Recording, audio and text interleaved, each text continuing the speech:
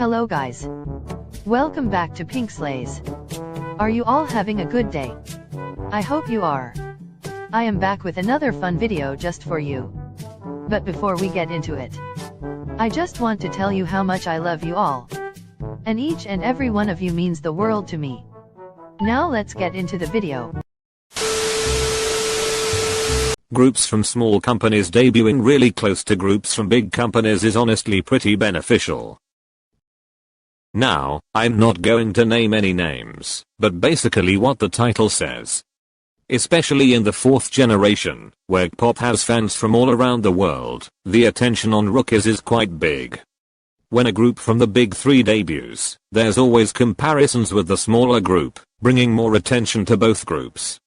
While the smaller group may not get their music show wins on their debut song like groups from big companies, they get exposure as fans rally behind who had the better debut.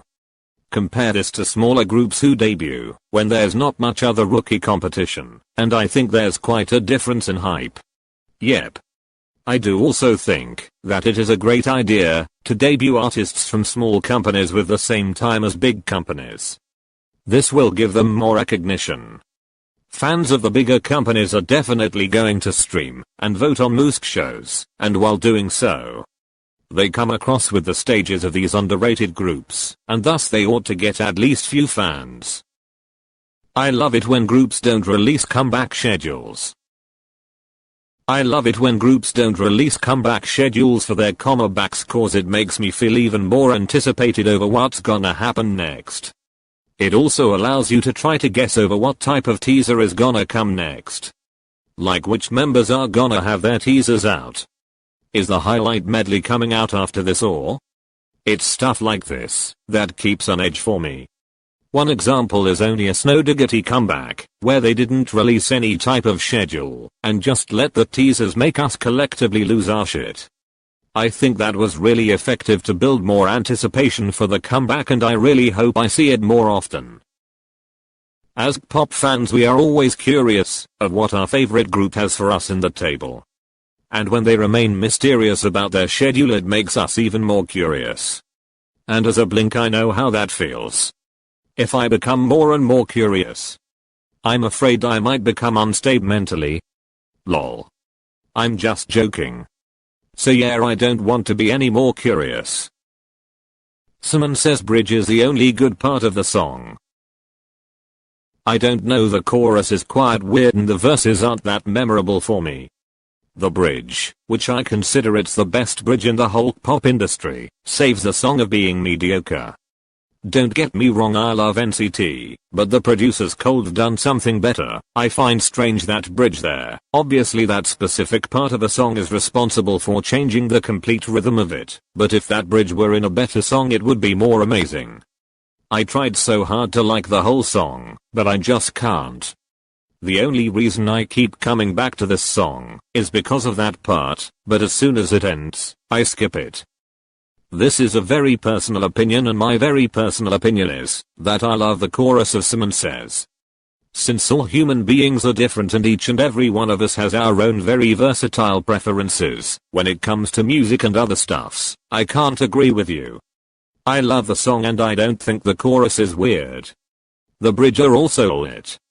Solo stands aren't as terrible as you'll think. Sorry if this is secretly popular, but I think it isn't all the popular because of the amount of people I've seen condemning solo stands, but we'll jump into it I guess. For instance, Luna, I stan Chu and Yeojin from Luna. Yes, I've listened to Luna's discography, not all, but most of it. No, I don't like some of their songs, but I vibe with a lot. I don't watch Luna related content.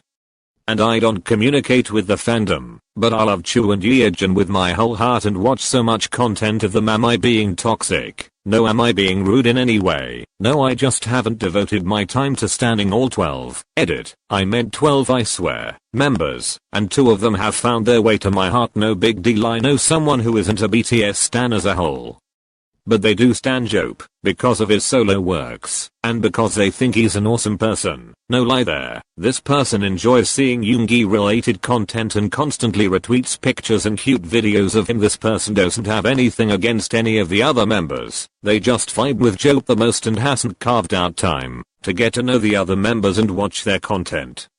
Solo stands. Okay. Hear me out. As we know, there are two types of solo stands. One, the good and the bad. I'm so totally supportive of the good ones, but for the bad one I hate them. I freaking hate them. As long as the solo stands don't do any harm, or talk shit about the other members, I'm good.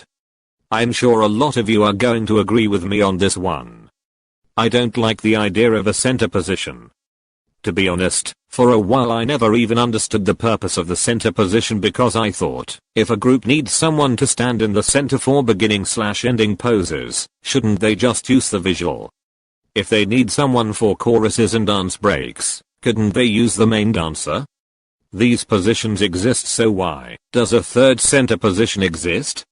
Well, I now know that a center is a person who has a good stage presence, fits the concept of the group, etc. But still, I don't think a center position should exist. I think that different members can fit different concepts, and that as a group tries different concepts and matures in their overall concept, a different person might end up fitting better. I think it's weird to have a center position, and that the center should change for each song, or at least when a different member fits the concept enough, and has the stage presence to be a center. I know, many times the center will end up being the same person, but still, I'm not the biggest fan of it. I like changing it up every era. As for the center position, the company always picks the idol who is outstanding pretty, and also has very versatile style. But isn't that what every kpop idol? For me, I think every member of every group has all these qualities. Because that is one of the main reasons why they were picked to be in a group. So every idol deserves to the center. So the idea of being the center of a group shouldn't exist. There's nothing wrong with having low standards as a kpop fan. Unpopular because of how many times I've seen comments/posts saying some variation of the bar for kpop fans is on the floor. So what if it is? Why does it bother you so much?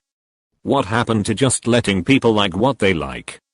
I just don't see why people have to be so snobby and shame other fans for enjoying bad music or performances.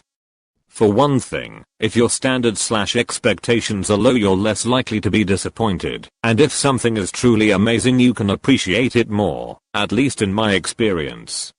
Also, being a kpop fan is not my job.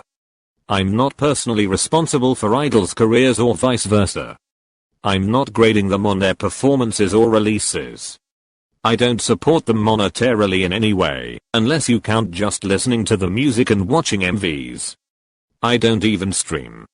I'm literally just here to have a good time, which I would argue is the point of kpop, for people to have a good time, and as long as I'm enjoying myself it doesn't matter to me if what I'm listening to or watching is technically bad. Yeah, absolutely. But for me, I can't relate.